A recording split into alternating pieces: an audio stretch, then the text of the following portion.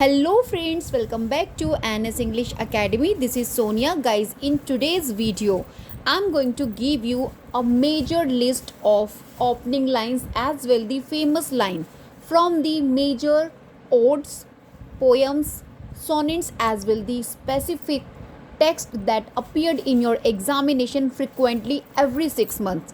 This is most important video. Stay tuned till the end of this video because you will get so many things from this video as well the complete list of opening as well the famous lines, because from this topic you will find your examination 2 or 3 questions. So this is a big deal to secure these area for your exam point of view. So guys, without delay, let's start today's video. First guys, if you are new to my channel, don't forget to subscribe this channel, and if you like the content please like my video.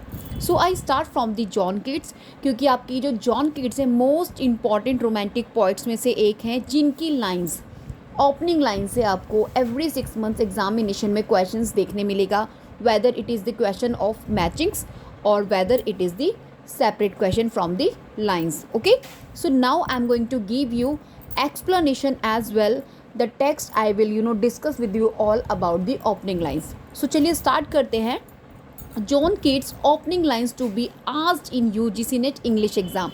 And guys, please remember this video is really perfect for the UPTGT and PGT students. Those are preparing for English literature. So this also beneficial for you all. चलिए, first we have a think of beauty is a joy forever. This is a most repeated line which from the Endymion. What is Endymion? Now I'm just giving you basic information about the Endymion. This is by John Keats, published or you can say 1818. And guys इसका जो full title है that is Endymion a poetic romance. ये एक इनका narrative poem है, epic style में लिखा है, written in rhyming couplets of iambic pentameter, heroic couplets. This is most important thing क्योंकि यहाँ से आपको एग्जाम में many types of questions मिलते हैं. 4 बुक्स में आपका ये डिवाइडेड है और this particular Endymion inspired by Greek mythology, the legend of Endymion, यानी कि a shepherd loved by the moon goddess. Okay, so guys this is most important और इसी पर्टिकुलर वर्क का ये जो a thing of beauty is a joy for ever, this is the opening line which asked many time in your questions और in your examination में जो आपको questions मिलता है from there you will find same lines. Okay, चलिए next we will discuss about my heart aches and a drowsy numbness pains. This is from the ode to nightingale. Now guys I am going to give you basic information about the ode on to a nightingale. ठीक है, तो guys ये भी आपका John Keats का special ode है which is published 1819. I am just writing here and this is about the mortality versus immortality you will find in this particular ode to a nightingale. और इसी में आपको मिलेगा opening line my heart aches and a drowsy numbness pains, right? This is also most repeated lines. Next we have thou still unravished bride of quietness. This is from the ode on a Grecian urn. This is most important ode, same year publication 1819. And guys इस particular ode के अंदर आपके जो Keats हैं he talks about the art versus life time, right? As well this is the opening line thou still unravished bride of quietness. Now let's discuss O what can ail thee knight at arms. ये आपका from the la belle dame sans merci से लिया गया है, जिसकी opening line है ये, और that was also published in 1819, right? And guys this is most important in which he talks about fatal female beauty as well the medieval romance, right? And next we have seasons of mist and mellow fruitfulness. This is from the to autumn. ये भी इनका 1819 publication ode है. This is actually about nature, transience, beauty of autumn he talks about in this ode, and this is the very opening line of this autumn, season of mist and mellow fruitfulness. Now next one we have from the ode to melancholy, which is same year published 1819 and about embracing sorrow as part of beauty. जहाँ आपको lines मिल जाएगी, no no go not to leap neither twist, right? This is the opening line from the ode on melancholy by John Keats. So यहाँ मैंने आपको John Keats की important lines यहाँ बताई हैं फ्रॉम हिज ओड्स, जो इनके इंपॉर्टेंट ओड से आपको लाइंस मिली हैं, जो लाइंस आपके एग्जाम्स में पूछी जाती हैं. I just cover all of them. Okay, now let's move on towards the P.B. Shelley. Important opening lines of P.B. Shelley. चलिए friends, before going to P.B. Shelley, now I seem to be that I should just revise some facts regarding John Keats, जिससे आपका revision अच्छे से हो जाएगा. चलिए अभी मैं आपको जॉन कीट्स से रिलेटेड कुछ फैक्ट्स आपके साथ रिवाइज कर देती हूँ, जिससे ये आपका फाइनल वीडियो बन जाए. Okay, so friends, we all know about John Keats, the timeline 1795 to 1821, right? बहुत short life he lived but fruitful life. Okay, was a second generation romantic poet. आपके जॉन कीट्स second generation के romantic poet है along with Shelley and Byron. So we have three second generation poets. First we have John Keats, Shelley and Byron. Okay, और his poetry, अगर मैं John Keats की poetries की बात करूँ तो known for senses imagery, Hellenism and negative capability के लिए हम जॉन कीट्स की पोइट्रीज़ को वेल नॉन करते हैं. And I am telling you, he died at the age of only 25 from the tuberculosis in Rome. और इनका जो फेमस एपिटैप है, राइट, जो फेमस एपिटैप है reads, here lies one whose name was writ in water. This is the famous epitaph reads. Okay, now let's discuss about the little bit Endymion, क्योंकि जो Endymion इनका lines है, जिसका opening lines है, I think of beauty is a joy for ever, most important है. Endymion इनका most important poem है. And guys मैं आपको बता दूँ 1819 the year is called Keats annus mirabilis. Annus mirabilis समझते हैं आप लोग, मतलब कि miraculous year. Miraculous year consider किया जाता है 1819 को, क्योंकि कीट्स के जितने भी प्रोडक्टिव इनके जो वर्क्स थे वो सभी 1819 में पब्लिश हुए. As I told you about these all, like ode to a nightingale, ode on Grecian, on la belle dame sans merci to autumn, ode on melancholy, which gave him super and famousness. ठीक है, तो ये इनका productive year consider किया जाता है. यहाँ से भी question already have been asked in your examination. And मैं बता दूँ आपको, he wrote all his major odes this year. और ये जो इनका la belle dame sans merci है, ये इनका एक बैलेड है. दिस वन, ये इनका एक बैलेड है अबाउट अ नाइट, राइट, एक नाइट के बारे में जो सिड्यूस्ड हो जाता है बाय अ मिस्टीरियस विमन के थ्रू, जिसे सिड्यूस्ड कर दिया जाता है. तो this is the ballad about. Okay, और टू द नाइटिंगेल, यहाँ पे मैंने अभी एज आई टोल्ड यू कि यहाँ एक्सप्लोर किया जाता है themes of morality, escape and poetic imagination को. और आपका ग्रेशन अर्न हो गया. This is about ends with the lines like beauty is truth, truth is beauty. जो आपका odd on a Grecian earn है, ये इसकी जो एंडिंग लाइन्स है, यहाँ से भी आपको क्वेश्चन पूछा जाता है. Beauty is truth, truth is beauty. To autumn जो है इनका friends, this one to autumn, this is his final great ode. ये इनका फाइनल ग्रेट ऑड है, जहाँ ये सेलिब्रेट करते हैं नेचर्स को और उसके रिचनेस को, as well the transience को. I told you about it also. और हाइपेरियन, राइट, इनका जो एक Hyperion is an unfinished epic based on the fall of the Titans. ठीक है, हाइपेरियन इनका अनफिनिश्ड एपिक है. तो please just keep in your mind. And negative capability, अब कीट्शियन आइडिया, मतलब कीट का आइडिया है तो कीट्सियन आइडिया आप उसको बोल सकते हैं, नेगेटिव कैपेबिलिटी, जिसका मतलब होता है इम्ब्रेस करना uncertainty without seeking reason, right. और इनका जो क्लोज सर्कल है इंक्लूड, यानी कि laying Hunt, Charles brown and Joseph seven, right, associated है. और मैं आपको बता दूं, जो कीट्स हैं वो हैविली इन्फ्लुएंस्ड थे आपके by Shakespeare and classical mythology. Please keep in your mind, क्योंकि from this facts also you will find the questions in your examination. यहाँ से अक्सर आपको एग्जाम में क्वेश्चंस मिलते हैं कि द राइटर और the poet influenced by which contemporaries, और यू कैन से कौन सा वो अनदर पोएट्स और राइटर है to whom he inspired a lot. ठीक है, तो कीट्स की अगर मैं बात करूँ तो he influenced by Shakespeare and classical mythology. Keats wrote Petrarchan and Shakespearean sonnets में इन्होंने लिखा था, often on the themes of time, death and beauty, right. अच्छा, bright star is a sonnet likely address to his beloved Fanny Brown. Fanny नाम है इनकी beloved का, bright star जो इन्होंने एड्रेस किया था बिलव्ड को, ठीक है। So these are the things you will have to keep in your mind regarding Shelley, not Shelley actually, John Keats, and what we have to remind, okay, these things are enough, right, regarding John Keats. जितना मैं आपको revise करा सकती हूँ, I have tried my best. Now let's discuss important opening lines from the Shelley for your UGC NET English perspective exams, okay.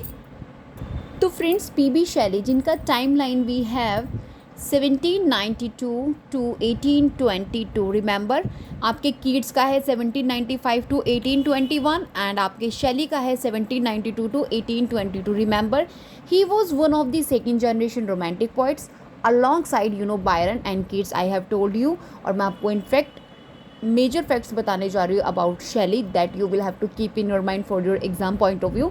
He was expelled from the Oxford, इन्हें expel कर दिया गया था ऑक्सफर्ड से for writing the necessity of atheism. इन्होंने the necessity of अथेइम्स लिखा था 1811 में, जिसकी वजह से इन्हें एक्सपेल्ड कर दिया गया था from the Oxford. Now this fact is most important, यहाँ से भी क्वेश्चन आपसे already have been asked. He married Mary Shelley, author of Frankenstein, most important epistolary and gothic elements with the gothic elements. ये जो work है Frankenstein bye Mary शैली, ये इनकी वाइफ ने ही लिखा है। ही drawn in 1822 in a boating accident in Italy at the age of 29, right, at the age of 29 he got die by the drawn, right, boating accident के through इनकी death हो जाती है। और he was famous political poem जो इनकी थी वो थी a mask of anarchy, which is most important 1819 publication inspired by the Peterloo massacre, Peterloo massacre से जो इनकी पूरी तरीके से इंस्पायर्ड थी। This fact already have been asked in examination, now you will have to just revise. Known for is radical idealism के लिए ये जाने जाते हैं, रेवोल्यूशनरी पॉलिटिक्स के लिए एज वेल लिरिकल ब्यूटीज़ के लिए we know Shelley a lot. Shelley called poets the unacknowledged legislator of the world, a defense of poesy, which is most important critical work of Shelley. He wrote verse dramas, right, most famously Prometheus Unbound, ये इनका एक verse drama है which was published 1820, most important है। यहाँ से भी chronology को based आपसे क्वेश्चंस पूछे जाते हैं। And I am telling you he influenced by Godwinian rationalism as well, Plato and Greek mythology से influence थे, and he considered a visionary poet. Shelley considered a visionary poet who believed in intellectual and political freedom. और इनका जो famous elegy है that was Adonis was written on the death of John Keats, his most contemporary as well the close friend John Keats. Shelley की जो lyrical poems हैं express करती हैं ideal love, freedom and mutability. और इनका जो Ode to the West Wind है which is most important, right? If winter comes, can spring be far behind? This is a most important quote from this particular Ode to the West Wind that have been repeated in your examination many times. Now please keep in your mind क्योंकि यहाँ से बहुत ज़्यादा confusion students को create होता है whether it is from the Ode to the West Wind, otherwise that is from the Ode to a Nightingale which was written by John Keats. तो John Keats and Shelley में हमेशा students confused रहते हैं, आपका confusion create ना हो, that's why I just giving you these notes, those I prepared for you all, for all my viewer as well the subscribers of mine, those really watch my videos consistency. आपको ये बहुत help करेगा, आप इसको अच्छे से you will have to revise so that the confusion among the same authors or the poets की line से लेकर जो हमें ऑड से लेकर जो कन्फ्यूज़न क्रिएट होता है वो आपका कन्फ्यूज़न क्रिएट ना हो। नाउ गाइज, इनका जो एक लॉन्ग पोएम अलास्टर दैट वाज 1816, जहाँ इन्होंने एक्सप्रेस किया है और एक्सप्लोर किया है the alienation of the visionary poet, ठीक है। अपार्ट फ्रॉम दिस इनका जो पोएम है to a skylark, remember to a skylark because the skylark करके अनदर वर्क है we have written by another author. You just keep in your mind the poem To a Skylark by P.B. Shelley celebrates spontaneous natural joy and creative inspiration. इनका एक queen map करके भी एक early political philosophical poem है विच promote करती है अथेइज्म and revolution को. He actually buried Rome near Keats in a Protestant cemetery. ये जगह का नाम है जहाँ पे इनको आफ्टर द डेथ बरी किया गया था. नियर किड्स, जहाँ किड्स को किया था उसी के आसपास इनको भी बरीड किया गया था. और इनका जो स्टाइल था उसमें आपको ब्लेंडिंग्स दिख जाएंगी लिरिक्सिज्म, फिलॉसफी एंड पॉलिटिकल थॉट की. शैली के जो वर्क्स थे was neglected in his life time. जब इनका लाइफ टाइम था that was the period when his works neglected but became central to later romantic and Victorian thought after the death of Shelley. Now please keep in your mind, and he famous for his belief in poetic prophecy and regeneration of society through imagination. Now I have done with the facts about P.B. Shelley. Now let's discuss the opening lines. First we will talk about the Ozymandias, which is most important work written by आपके P.B. Shelley. And the opening line, I met a traveler from an antique land, right? Next line friends, we have, O wild west wind, thou breath of autumn's being. This is from दी और to the west wind का opening line है. Please keep in your mind. मैं आपको अभी opening lines बता रही हूँ, confuse नहीं होना है. 1819 पब्लिकेशन है और ये पर्टिकुलर इनका जो और टू द वेस्ट विंड है अबाउट है power of nature, poetic inspiration as well the political revolution. Next we have to a skylark. तो फ्रेंड्स ये इनका एक लिरिक है जिसका opening line we have, hail to thee blithe spirit. Just keep in your mind this is 1820 publication, right. और ये इनका imaginative flight है, pure joy of art beyond human sorrow, right. Now let's discuss Adonais. I weep for Adonais, he is dead. अभी मैंने आपको बताया Adonais इनका most important है, एलिजी है that was written on the death of his best friend John Keats को tribute कर रहा है बेसिकली. ये 1821 पब्लिकेशन है and this also have been asked in your examination. Okay, next we have the cloud करके, I bring fresh showers for the thirsting flowers. Next we have as I lay asleep in Italy. Please keep in your mind this is from The Mask of Anarchy opening line, right. And next one we have Hymen to intellectual beauty. The opening line we have, the full shadow of some unseen power. Next from the Queen map, how beautiful this night, the balmist sigh. Song to the Man of England. Man of England wherefore plug. These are the opening lines from the works written by P.B. Shelley. इनका ये जो cloud है ना, ये भी इनका एक lyric nature पर बेस्ड है, द क्लाउड करके 1820 पब्लिकेशन है, ठीक है. और द मास्क ऑफ अनार्की इनका दैट वाज 1819, एक पॉलिटिकल सटायर है. एंड फ्रेंड्स अलास्टर इनका इधर नहीं लिखा बट अलास्टर भी इनका भी I told you this is the narrative poem और इम्पॉर्टेंट है, right, exam point of view से. Now let's discuss next. Now friends let's discuss about the friends Kafka. मैं आपको बता दूँ फ्रेंड्स काफ्का के भी टेक्स्ट से आपको लाइंस पूछी जाती हैं. As I told you from the starting of my video कि मैं आपको वो सभी मेजर पोइट्स, ऑथर्स और राइटर्स की lines as well the text lines सभी को इंट्रोड्यूस कराऊंगी इस वीडियो में that have been appeared in your examination और have fully chances will be appear in your next exam of UGC NET English which is about to come. So Franz Kafka, one of the most important if I talk about the opening lines question. तो चलिए let's discuss friends Kafka का जो time line है we have 1883 to 1924. He was actually German speaking Bohemian writer जो Prague में आपके born हुए हैं. देन वो पार्ट बन गए हैं आपके ऑस्ट्रिया हंगरी का. Okay, he is known for his themes of alienation, bureaucracy, existential anxiety and absurdity के लिए we know friends Kafka. Kafka का जो स्टाइल था वो gave rise to the term Kafkaesque, right. Kafkaesque, this is the style of Kafka's writing जिसका meaning है nightmarishly complex, जिसे आप बोल सकते हो इलॉजिकल सिचुएशंस पर बात करना और राइटिंग्स करना, ठीक है. इनके जितने भी आपको most of his works were published posthumously by his friend Max Brod. इनका एक फ्रेंड था, उसका नाम है मैक्स ब्रॉड। अच्छा पता है क्या हुआ था, आई am telling you little bit about Kafka. Kafka ना अपने फादर से बहुत प्यार करते थे, लेकिन इन हिज लाइफ टाइम इनके जो फादर थे उनका बिल्कुल भी रुझान काफका की तरफ नहीं था। He was just hated him a lot. और इन्होंने इतना सारा वर्क्स लिखा था। Once he tried before his death, Kafka जो थे अपने सारे वर्क्स को इन्होंने जलाने की, he had actually he tried to burn out all the works he wrote in his life time. क्योंकि इनका ना मतलब बिल्कुल लाइफ से एक विश्वास टूट गया था, बिकॉज इनके फादर और सन के अच्छे रिलेशनशिप नहीं थे। इनके जो फादर थे, आपने एक ऐसे फादर देखे होंगे ना जो हमेशा अपने बच्चे को क्रिटिसाइज़ करते हैं, तुम तो ये नहीं कर सकते, तुम तो वो नहीं कर सकते, all the time just criticise him. तो सेम एज आपके काफका के साथ होता था, इनके फादर हमेशा क्रिटिसाइज हिम, और that's why he try to burn out all the things. अच्छा इन्होंने अपनी लाइफ टाइम में ट्राई भी किया इन हिज राइटिंग्स करियर में, लेकिन इन्हें कुछ अच्छा खासा सक्सेस नहीं मिला।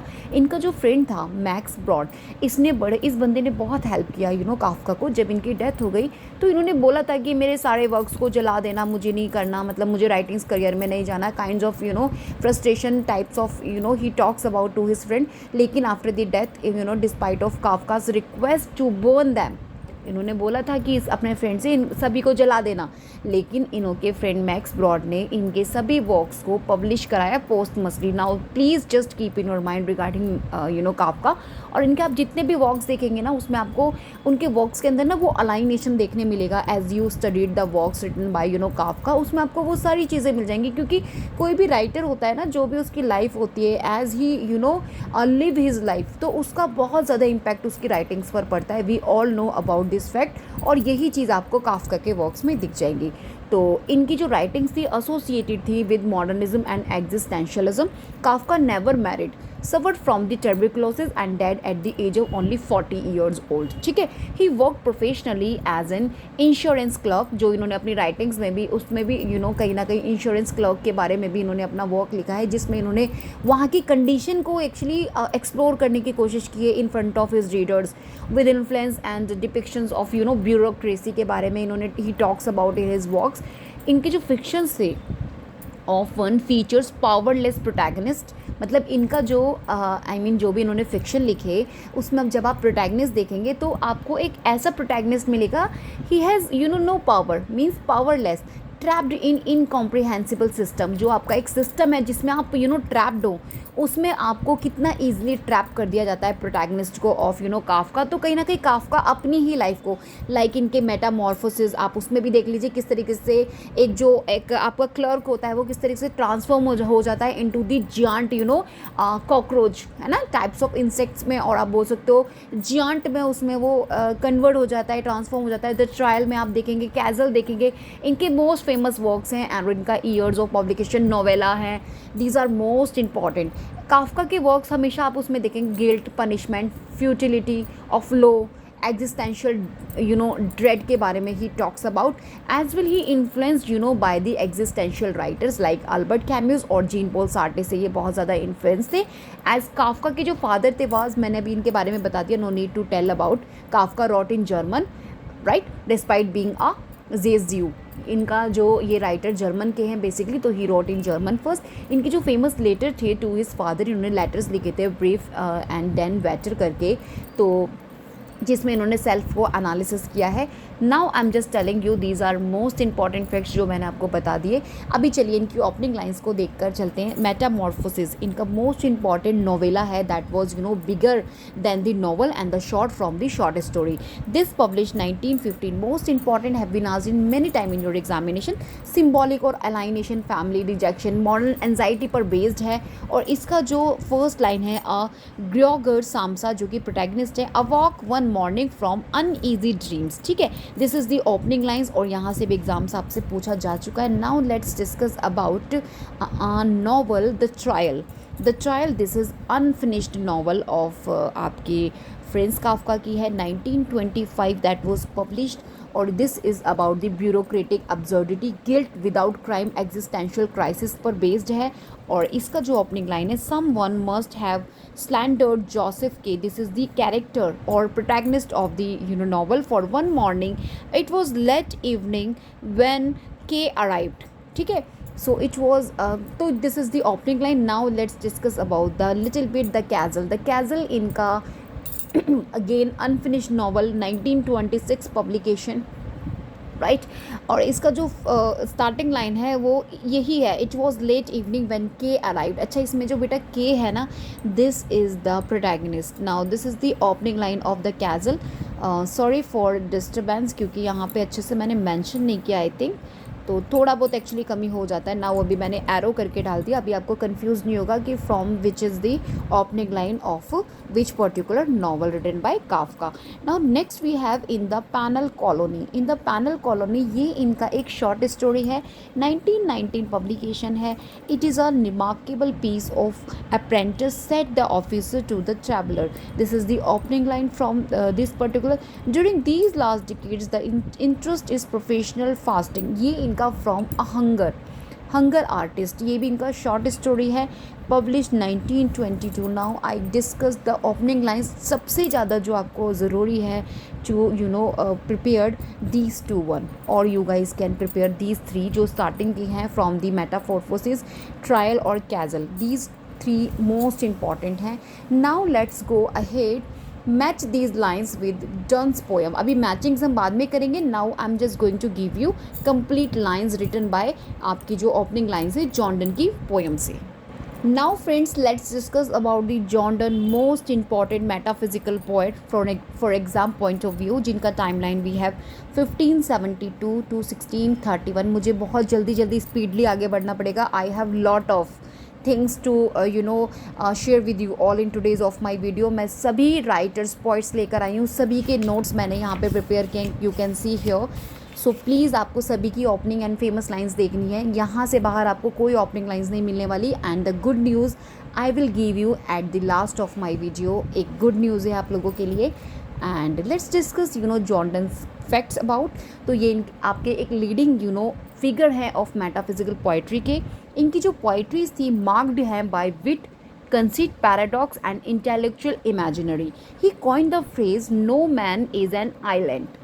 No man is an island, this is a phrase which is coined by John Donne from right devotions upon emergent occasions, जो इनका 1624 में वर्क आया, वहाँ से पर इन्होंने बेसिकली नो मन is an island type of coin किया है phrase. Just keep in your mind, examination में आपको कैन बी आज दिस फ्रेज। डन की जो पोइट्रीज होती थी फॉल्स इनटू टू फेजेस, एक तो इरोटिक, एक इमोरस यानी कि यूथ एंड रिलीजियस यानी कि मिच्योर, राइट। एक तो इनका यूथ पर बेस्ड थी और दूसरा जो सेकंड पार्ट था that was based on religious यानी कि मिच्योर इनकी जो पोइट्रीज थी। तो टू पार्ट्स में डिवाइडेड थी इनकी जो पोइट्रीज थी। इनकी जो अर्ली पोएम्स थी were circulated in manuscript from most were publish posthumously. मैं आप बता दूँ जितनी भी इनकी अर्ली पोएम्स थी were published mostly posthumously. Famous for metaphysical conceit, आपके जॉन डन बहुत ज़्यादा फेमस कंसिडर किए जाते हैं मेटाफिजिकल कंसीट को लेकर। Far fetched, yet far fetched का मतलब समझते हैं जो दूर तक सोचते हैं yet intellectual metaphor he was actually and compass in a valediction, जो इनका वेलडिक्शन टाइप्स ऑफ उसमें इन्होंने कंपासेस वाला एक जो इन्होंने एग्जाम्पल दिया था उससे आप देख सकते हैं इनका विजडम कितना ज़्यादा सुपर और अब उस सुपरलेटिव था, ठीक है। इनके जो होली सोनेट्स थे वो डील करते थे विद डेथ, डिवाइन जजमेंट और साल्वेशन के साथ। और he served as dean of Saint Paul's cathedral में भी इनको एज ए सर्व किया गया है। अच्छा, जॉन डन जो थे ये converted from Catholicism to Anglicanism, ठीक है, affecting the tone of his later works. और इनका जो फेमस मेडिएशंस इंक्लूड्स थे like for whom the bell tolls, it tolls for thee, the canonization, the flea, valediction, forbidding mourning, death be not proud. ये frequently asked poems हैं, those you will have to prepare for your exam point of view से। यहाँ पर यहीं से इनकी lines आपसे पूछी जाती है जो मैं भी आपके साथ डिस्कस करूँगी। Death be not proud though some have called thee mighty and grateful, ये इनका हॉली सेनेंट से है। So these things you will have to just keep in your mind, and the term metaphysical poets was coined by Samuel Johnson। Now please keep in your mind जो Samuel Johnson है इन्होंने metaphysical poet term को coin किया है and इसको refer किया गया है डॉन को। ये जो आपके डन है, जॉन डन है, यह इसके बारे में बहुत ज़्यादा he talks about in his poems, but this term coined by Samuel Johnson. इनकी जो वाइफ थी एनी मोर, ठीक है, आपकी जॉन डन की वाइफ है। John Donne was wrote batter my heart, 3% God, ये इनका एक वॉयलेंट प्लिया है फॉर स्पिरिचुअल रिन्यूअल के लिए. And hope these things you will have to just keep in your mind regarding John Donne. चलिए अभी हम लोग डिस्कस करते हैं इनकी मेजर पोएम्स की opening line. So first we have the good morrow. I wonder by my truth what though and I did till we loved. The sun rising busy old fool, unweary sun why dost thou thus.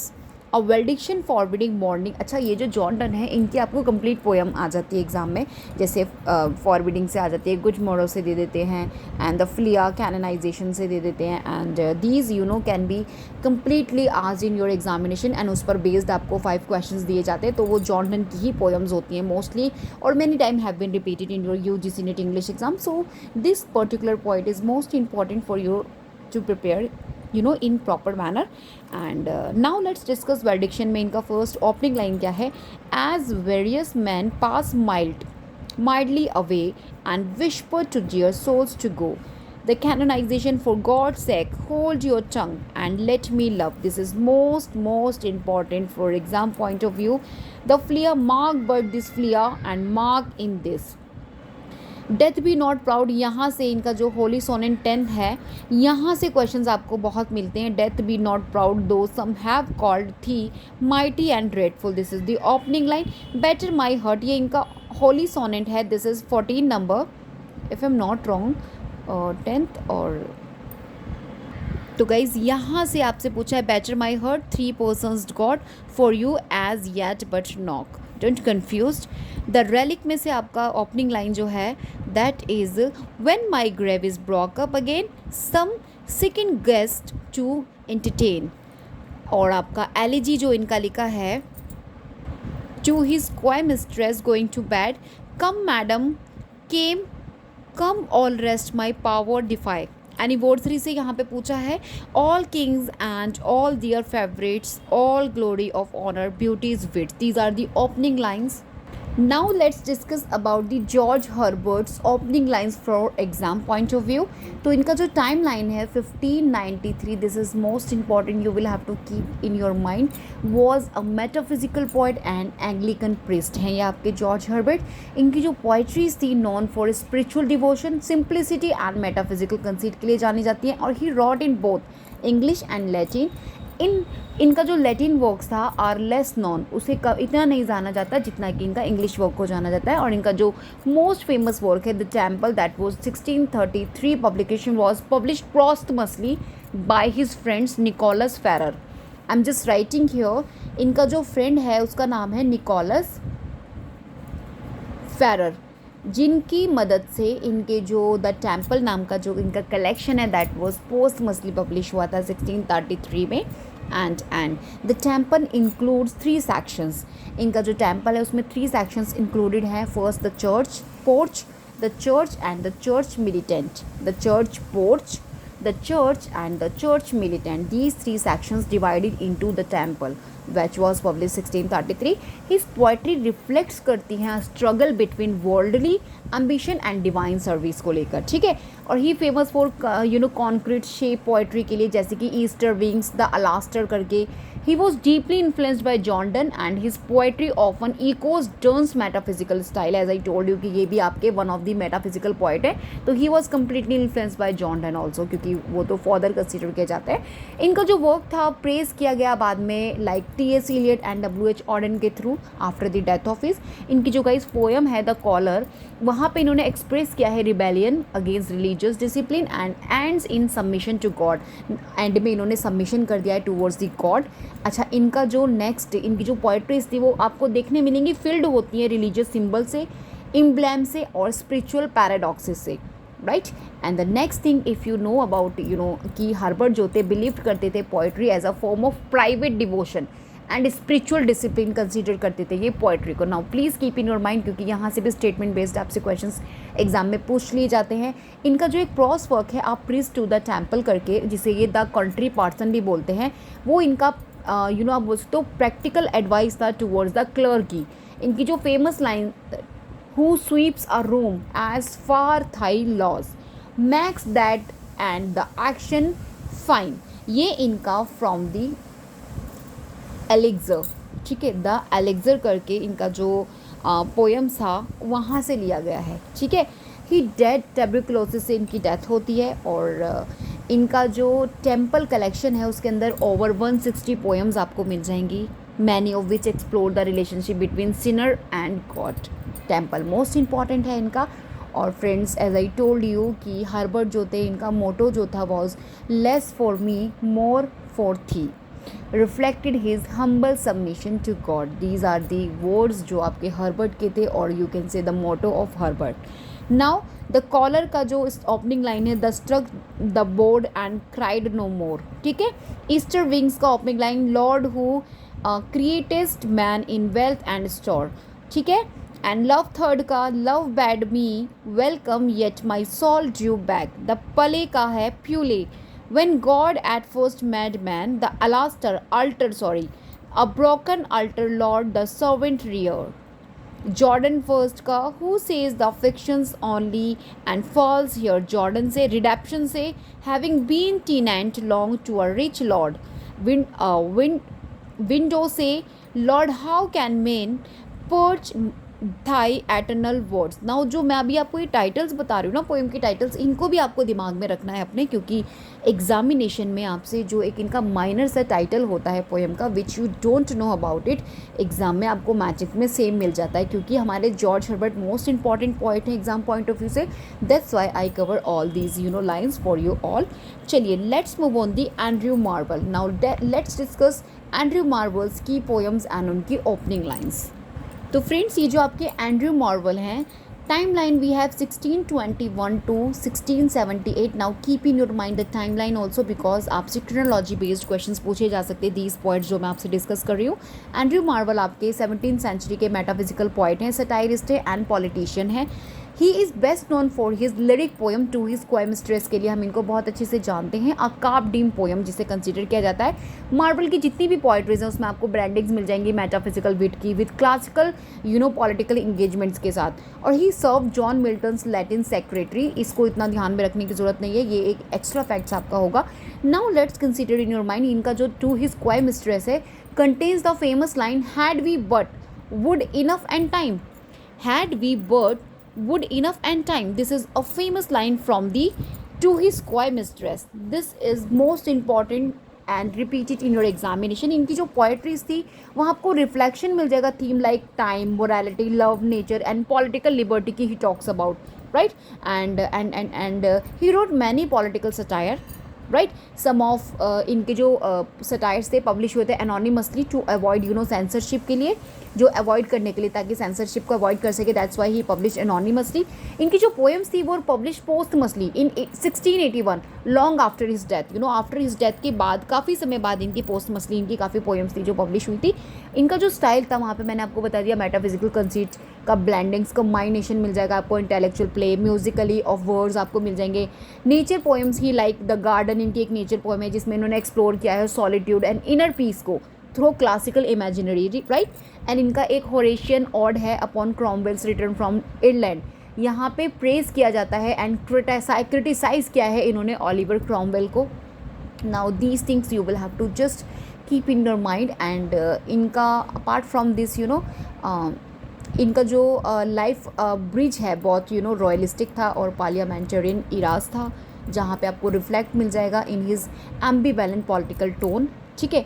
And चलिए अभी discuss करते हैं। मैंने first आपको to his क्वाइमिस्ट्रेस का बता दिया, how vainly men themselves amaze, ये गार्डन का ओपनिंग लाइन्स है। The forward youth that would appear and Horatian ode upon Cromwell's return and where the remote Bermudas right, ये आपका बर्म्यूडा से है। My love is of birth as rare, ये आपका definition of love से है। See how the orient dew on a drop of dew से है। Now please just keep in your mind the title of the poems along with. Now let's discuss W.B. Yeats, most important, इनकी भी line से आपको questions मिलते हैं opening line से। चलिए let's first discuss about the lines.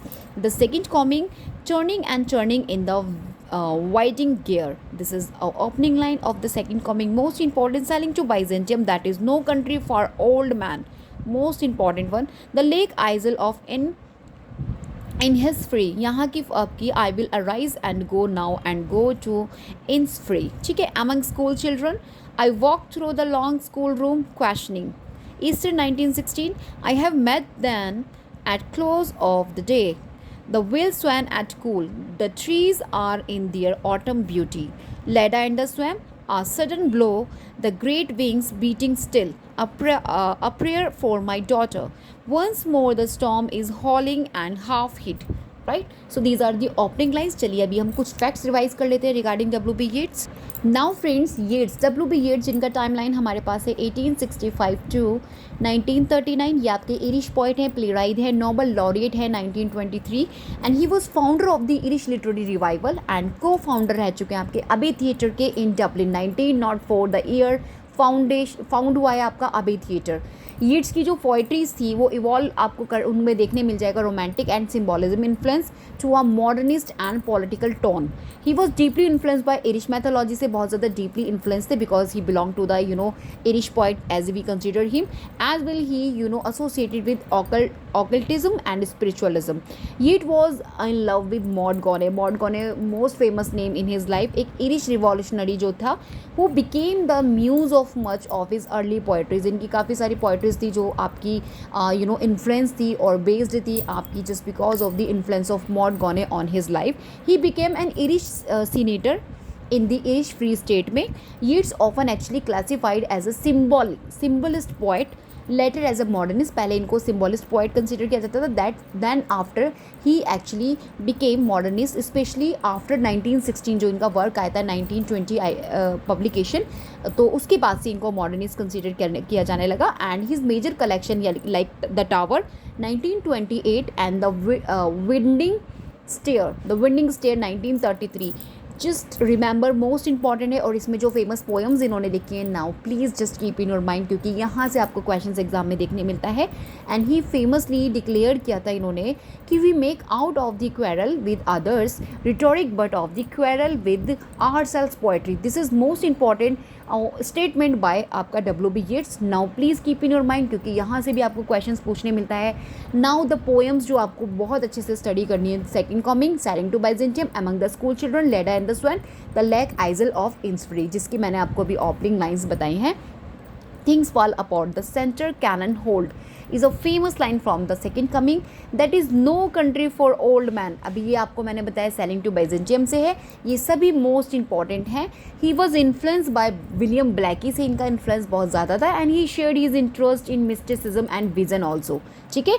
और what we I just talk about next, या he developed a spiritual system. इन्होंने एक स्पिरिचुअल सिस्टम को भी डेवलप किया था जिसे अब विज़न करके जाना जाता है 1925 जिसमें इन्होंने ऑर्गेनाइज किया था हिस्ट्री इनटू गायर ऑफ साइकिल जो इनकी अपनी पोएम में इन्होंने डिस्कस किया है this particular concept. Now guys about Easter 1960, इनका एक इरिश नेशनलिस्ट रिबेलियन है जिसमें इन्होंने इंट्रोड्यूस किया था phrase a terrible beauty is born. A terrible beauty is born. This is he introduce phrase in his Easter 1960. इनका जो एक प्ले है the countess Kathleen is among the first Irish nationalist drama consider किया जाता है. और इनका जो स्टाइल था गाइज वो ब्लेंडिंग्स आपको उसमें मिल जाएगी myth, politics, personal experience and national identity. Right, these facts you will have to just keep in your mind. And friends next you will have to just remind इनका जो कलेक्शन था the tower. अभी मैंने आपको पीछे बताया year of publication मैंने आपको कौन सा बताया था 1928. Am I right. जो टावर है इसमें इन्होंने some of his greatest mature poems such as Leda and the swan and the meditation of time of civil war को इंक्लूड किया है. मोस्ट इंपॉर्टेंट है, यहाँ से भी आपको क्वेश्चंस एग्जाम में बनते हैं. Now guys we have done with the W B Yeats. चलिए next another opening lines and the major points we will discuss. Now let's talk about the Philip Sidney. Let me put eraser here so that this will not fly here and there. So चलिए guys, Philip Sidney आपका जिनका timeline है 1554 to 1586. ये आपके Elizabethan poet हैं, critic हैं, courtier हैं and soldier हैं. He was known for his sonnet sequence Astrophel and Stella which was published 1591, the first of its kind in English. Sidney का जो लिटरेरी क्रिटिसिज्म था an apology for poetry also title a defence of poesy 1595. Am I right? 1595. This is defence poetry against Puritan attack. Apology of poetry इनका refer करता था to the poet as a maker. Right, and consider poetry superior to philosophy and history. मैं main points आपको बता रही हूँ। इस particular ये जो इनका क्रिटिसिज्म, जिस पर इन्होंने literary criticism and apology for poetry, इसमें इन्होंने बताया है कि जो इन्होंने रेफ़र किया है कि जो पोइट होता है एक मैकर होता है और कंसीडर किया जाता है पोइट्री को सुपीरियर, किससे सुपीरियर किया जाता है, फिलोसफी एंड हिस्ट्री से। Now he popularized the Petrarchan sonnet tradition in English with personal and intellectual depth. इनका जो प्रोस रोमांस है द काउंटेस ऑफ प्रोम्ब्रोक आर्काडिया, जो इनका पोस्टमस पब्लिश हुआ था 1590 में जो इनका पब्लिश हुआ है, इसमें आपको ब्लेंडिंग्स देखने मिल जाएगी, pastoral romance as well the political allegory and adventure. Sidney के जो वर्क्स थे आपको उसमें इन्फ्लुएंस देखने मिल जाएगा humanism, classical learning as well the new Platonism. और इन्होंने जो जो एस्ट्रोफल एंड स्टेला है इनका, जिसमें एस्ट्रोफल था, उन्होंने एस्ट्रोफल रिप्रेजेंट कर रहे हैं आपके सिडनी को, और स्टेला इंस्पायर्ड हैं by Penelope Devereux. Just keep in your mind, यहाँ से क्वेश्चंस बनते हैं। फेमस सोनेट इनकी जो लाइन है from the Astrophel and Stella, loving in truth and fain in words my love to show, this is the opening line. And famous line another we have, with what sharp checks I in myself am sent when into reason's audit I do go. This is the famous line from the Astrophel and Stella. Right? Sydney को admire किया गया था bye Spencer के through. Right, Sydney admired Spencer. I just actually wrong, क्योंकि Sydney ने admire किया था, Spencer को नहीं किया था. स्पेंसर तो पहले थे इनसे, ठीक है. Philip Sidney actually admired Spenser and was admired in turn of by Ben Jonson and John Donne in Hindi. तो फ्रेंड्स, जो आपके सिडनी थे एडमिट स्पेंसर की, उन्होंने बहुत ज़्यादा उनको एडमायर किया था, एडमायरेशन किया था, because Spenser at that time उनके कंटेम्प्रेरी थे and as well the famous poet थे, जिन्होंने राइट इंग्लिश पोइट्री को एक न्यू, आप बोल सकते हो एक न्यू फ्रेमवर्क देने की कोशिश की. और mean while after that period जो बेन जॉनसन थे और आपके जॉन डन थे जैसे फेमस पोइट्स जो थे, उन्होंने सिडनी की पोइट्री को और उनकी क्रिएटिविटी को बहुत ज़्यादा प्रेस किया था, क्योंकि जो सिडनी का लिटरेरी आप बोल सकते हो कंट्रीब्यूशन था, इतना ज़्यादा इम्पॉर्टेंट था कि उनके जो कंटेम्प्रेरीज थे और जो उनके बाद के फेमस पोइट्स आए थे, उनके जितने भी वर्क्स थे उनसे बहुत ज़्यादा इन्फ्लुएंस थे, एज वेल उनको रिस्पेक्ट दिया था. इस चीज़ को आपको ध्यान में रखना है, क्योंकि यहाँ से स्टेटमेंट बेस्ड क्वेश्चन आता है. That's why I try to explain it. Okay. और फ्रेंड्स, जो इनका ये क्रिटिसिज्म था अ डिफेंस ऑफ पोएजी, इसमें इन्होंने एक स्टेटमेंट दिया था, इंपॉर्टेंट स्टेटमेंट. इन्होंने बताया था कि जो पोएट्री है एक स्पीकिंग पिक्चर है with this and to teach and delight. Right. और इन्होंने क्रिटिसाइज़ किया था स्टीफन गोसोन को, who had actually attack poetry in the School of Abuse नाम का उन्होंने वर्क लिखा था, जहाँ पे उन्होंने अटैक किया था पोएट्री को. 1579 पब्लिकेशन है बाय स्टीफन गोसोन, जिसको इन्होंने क्रिटिसाइज़ किया था in his criticism the defence of पोएजी, which was 1595 publication. Sydney का जो अर्कैडिया था, वो सिडनी ने जो अर्कैडिया लिखा था, दैट वाज 1590. वो इन्फ्लुएंशियल था on the development of English pros fiction. Right. And और फ्रेंड्स, इनके जो वर्क्स थे वर पोस्टमसली, यानी कि after the death of Sydney, edit किए गए थे इनकी सिस्टर मैरी हर्बर्ट के द्वारा, और you can say by the Mary Herbert. इनके जितने भी वर्क्स थे पोस्टमसली उनको एडिट किया गया था. Countess of Pembroke herself a literary figure. Right. Now these things just keep in your mind regarding Philip Sidney, or we have told about the lines from the, it was in the time that the earth began to put on her new apparel. This is from the Arcadia, when the right virtuous Edward Wharton and I were at the emperor's court. और यहाँ मैंने आपको सारी opening lines लिख दी हैं इनकी. चलिए next move on the Philip Larkin. अभी हम फिलिप लार्किन की पोएम्स जो हैं उस पर फोकस करते हैं, उनकी ओपनिंग लाइंस पे, जैसे कि church going, once I am sure there is nothing going on, the Whiston wedding, that wisdom I was late getting away, ambulance close like conventional, day thread. And आपका MC-X, ये Roman में 1914 करके कुछ लिखा है, those long uneven lines, Mr Bleaney, this was Mr Bleaney's room he said.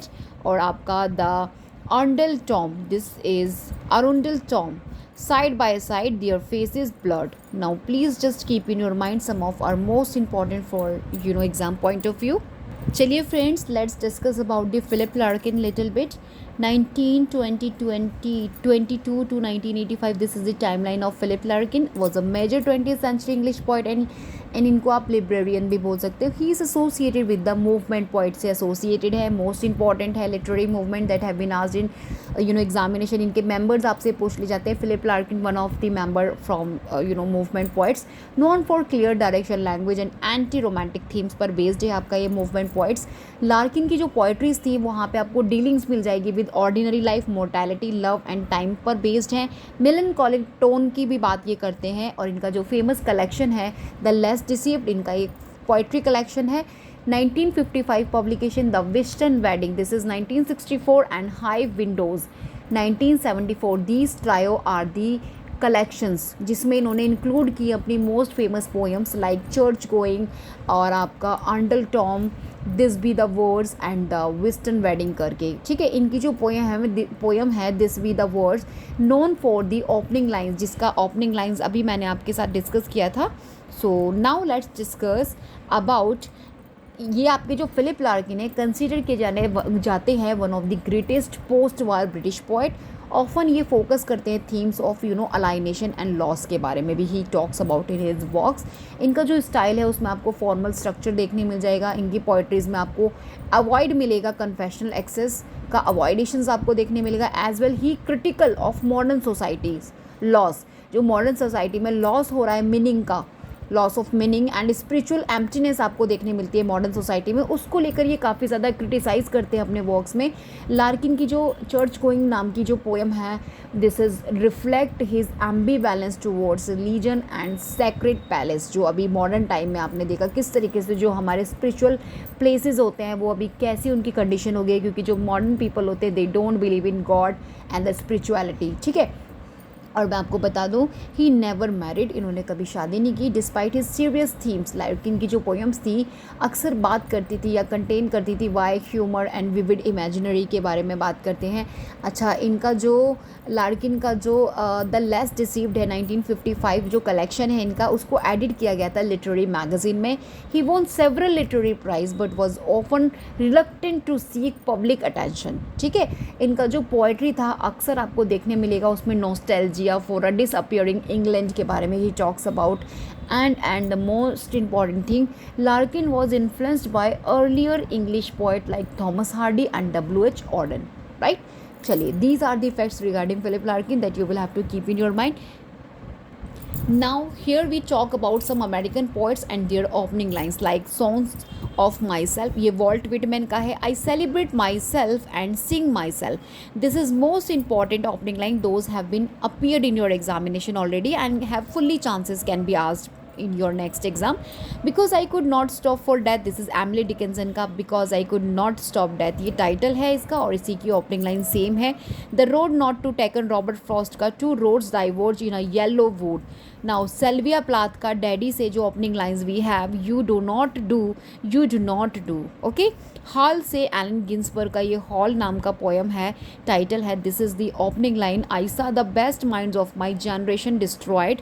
The long songs of J Alfred Prufrock, T.S. Eliot का let's go then you and I.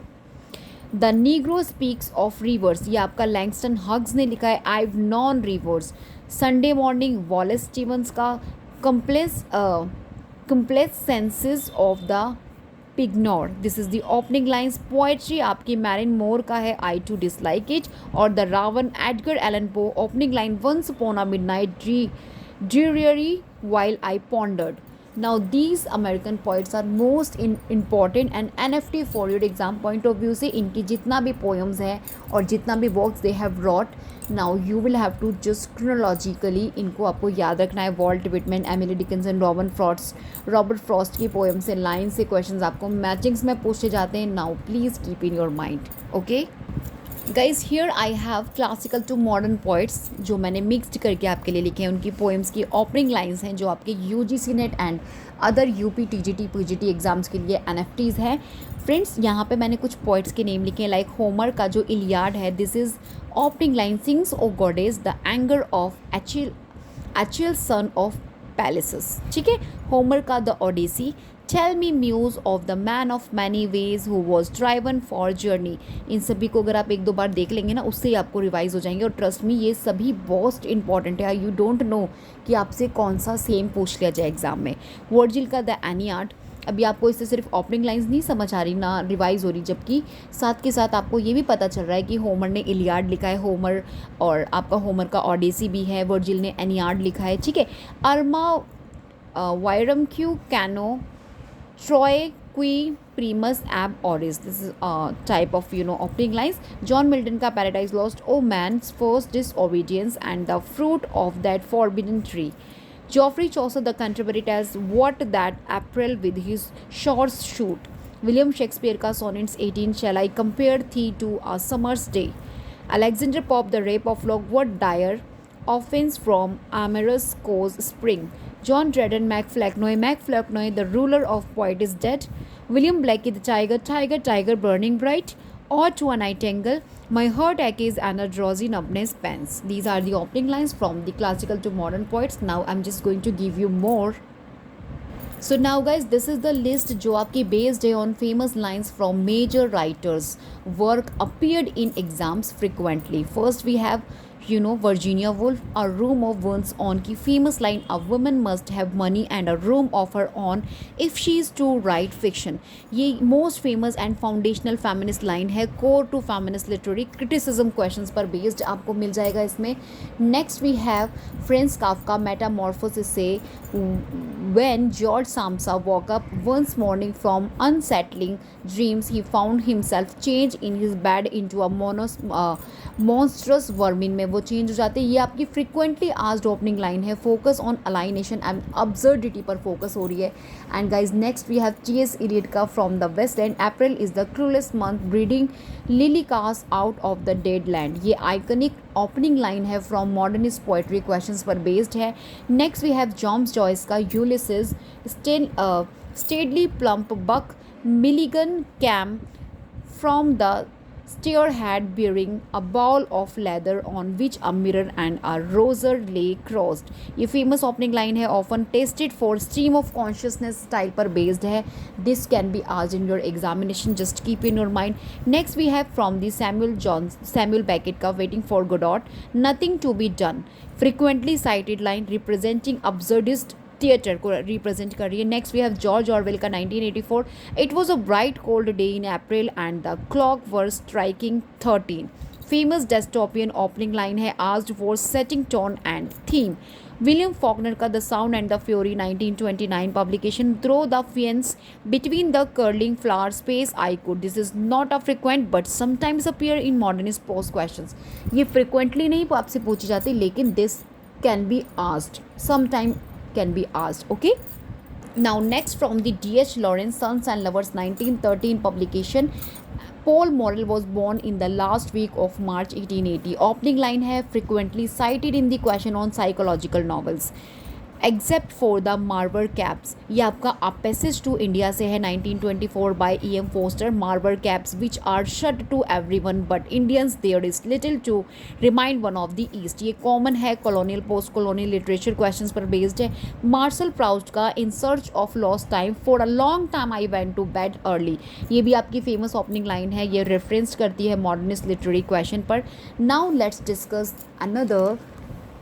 Okay, Ralph Ellison का Invisible Man से opening line और famous line आप बोल सकते हो. These are the famous line actually.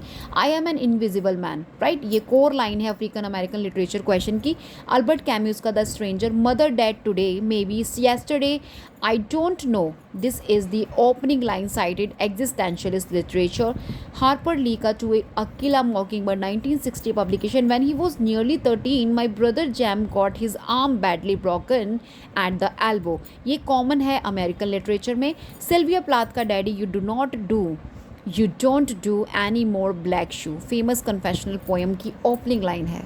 Now let's discuss most important novel famous lines Anna Karenina by Tolstoy. This is most important है, यहाँ से आपको factual as well the conceptual questions देखने मिलते हैं. This is first published 1877. Anna Karenina is a novel written by Leo Tolstoy and is considered one of the greatest work of realistic fiction in world literature. ये जो novel है एना Karenina explore करती है themes like love, adultery, society, family and morality. Anna Karenina जो कि protagonist है, Anna is a tragic heroine है, वो स्ट्रगल करती हैं विद सोसाइटल नॉर्म्स के साथ, हर पैशनेट लव को लेकर, अफेयर को लेकर. और ये जो लव है, ये जो नॉवल है, इसके अंदर आपको कंट्रास्ट देखने मिल जाएगा Anna's tragic story with the more optimistic tale of Konstantin Levin. ठीक है, another character of this novel. Tolstoy actually uses detailed psychological insight and realistic description Russian society का इन्होंने कहीं ना कहीं एक्सप्लोर करने की कोशिश की है. And the famous opening line आपकी जो बहुत ज़्यादा फेमस है, all happy families are alike, each unhappy family is unhappy in its own way. This is the opening line have been asked in your examination. Now guys this novel is most important. आपको इसे इन detailed में study करना है, इसके characters को गो through करना है as well the idea of this particular novel. और आपको जो इनकी प्रोटैगनिस्ट है एना कैरेनिना के पर्सपेक्टिव से इस कंप्लीट नॉवल को अंडरस्टूड करना होगा, किस तरीके से the role of status of women in Russian society explore किया गया है नॉवल के अंदर. टॉल्स्टॉय की जो राइटिंग स्टाइल है that was clarity, depth and vivid realism दिखाने की कोशिश की. Jealousy, passion, duty, redemptions, these are the central theme of the novel. Now please just keep in your mind this is most important one. और मैंने यहाँ पे कुछ opening lines यहाँ पे इस पर्टिकुलर वर्क की फेमस लाइंस मैंने यहाँ पे दे रखी हैं. You please study this. Now let's move on the next. चलिए guys, most important part of the video मैं डिस्कस करने जा रही हूँ शेक्सपियर के मेजर प्लेस की लाइंस जो आपसे एग्जाम में डेफिनेटली पूछी जाती हैं. नाउ सिलेक्टेड फेमस लाइंस मैं आपके लिए लेकर आई हूँ. हैमलेट की टू बी और not to be, that is the question. ये हैमलेट का है, हिमसेल्फ सॉली का है. ठीक है, मोस्ट फेमस है. मैंने इसका डिस्क्रिप्शन भी यहाँ पर आपके लिए मैंशन कराया है. Hamlet something is रॉटन in the state of Denmark. ये मार्सलस बोलता है. This is most important. Speaker and contact से आपको क्वेश्चन मिलते हैं आपके विलियम शेक्सपियर के मेजर प्लेस से कि किसने किसको बोला है. तो यहाँ पे स्पीकर हैं.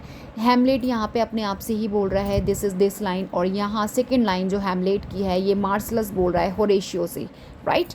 And next we have Macbeth की लाइन है, is this a dagger which I see before me the handle towards my hand.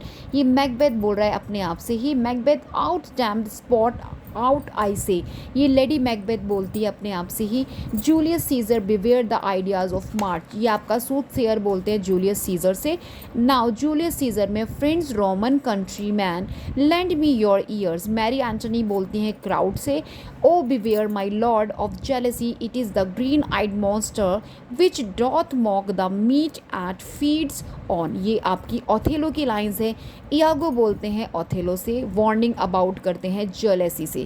Romeo and Juliet की, O Romeo Romeo wherefore art thou Romeo, ये Juliet बोलती हैं अपने आप से ही. Romeo and Juliet का a plague, O both your houses, ये Mercutio बोलते हैं अपने आप से ही. Okay, now after this Juliet से आपकी famous lines again I have discussed. Now King Lear, how sharper than a serpent's tooth is to have a thankless child. ये King Lear himself खुद से बोल रहे हैं. We are such a stuff as dreams are made on and our little life is rounded with a slave. ये The Tempest है. Prospero किससे बोल रहे हैं? Audience, like himself. 12th night, if music be the food of love play on, Duke Orsino बोलते हैं ऑर्जिनो attendant से. ठीक है, ओपनिंग लाइन है ये आपकी लव एंड डिज़ायर को लेकर. Now guys let's discuss. ठीक है, तो ये सभी दोबारा से आई थिंक आ गया है. हैमलेट का टू बी और नॉट टू बी मैंने अभी बताया था. हैमलेट से ही बोल रहा है, हिमसेल्फ से ही. यहाँ पे मार्सलस बोल रहा है. स्पीकर एंड टू अबाउट भी मैंने मेंशन किया है, will help you in your examination. Last one I want to discuss about the lord Byron, major work and famous opening lines like the Childe Harold Pilgrimage, ये इनका canto first. O thou in Hellas deemed of heavenly birth, Don John Canto first. I want a hero, an uncommon want, when every year and month span forth a new one. She walks in beauty. She walks in beauty like the night of cloudless climes and starry skies. The gear, no breath of air to break the wave that rose below the Athenian's grave. Manfred, dramatic poem इनका. The lamp must be replenished but even then it will not burn so long as I must watch the corsair say o'er the glade waters of the dark blue sea, our thoughts as boundless and our soul as free. और एक आपका famous line है water water everywhere not to draw not a drop to drink, ये आपका ancient mariner का है जो आपका एस टी कॉलरिज का फेमस लाइन है that can also have been asked in your examination, can be और have been already asked. Okay, so guys here I discussed complete opening lines. Now the good news is that मैं इसका आपको PDF provide करने वाली हूँ. This is the first PDF जो मैं अपने व्यूअर्स और अपने सब्सक्राइबर्स को देने वाली हूँ, क्योंकि आप लोग मुझे कमेंट्स करके हमेशा बोलते हैं.